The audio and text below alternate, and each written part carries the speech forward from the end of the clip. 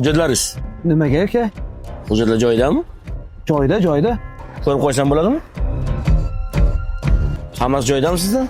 Ha, yaxshi, men Qo'rqib hujjat berayotganingizga ochig'i oylikdan oyligacha yashasam.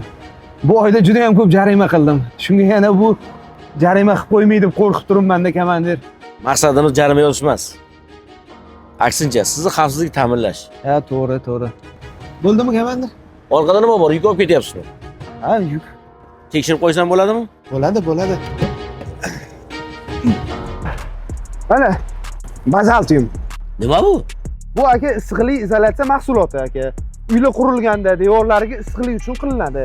Aka bu elektr energiyani, tokki, gazni, issiqlikni umuman ekonom qilib beradi-da aka. Ha, bo'ldi. Tushundim. Shu hujjatlari joyidami? Aka, hujjatlari joyida. Surxondaryoda katta kon zavodimiz bor. 12 viloyatga yetkazib beramiz. Mana hozir buni ham faqat olib borib tushirishim kerak-da aka.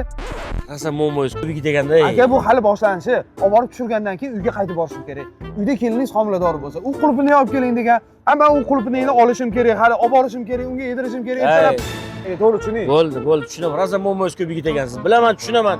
Erkak kishi ertalab uydan chiqishidan kechqurun kelishi qiyin bo'ladi. Ey, yashang aka. Sizdan mana bolam chaqam deb ko'chada yuribsiz-ku aka. Shu nafaqat bolam chaqam deb, shu vatanimiz uchun yurimiz shu yerda. Boringlarga shukr aka.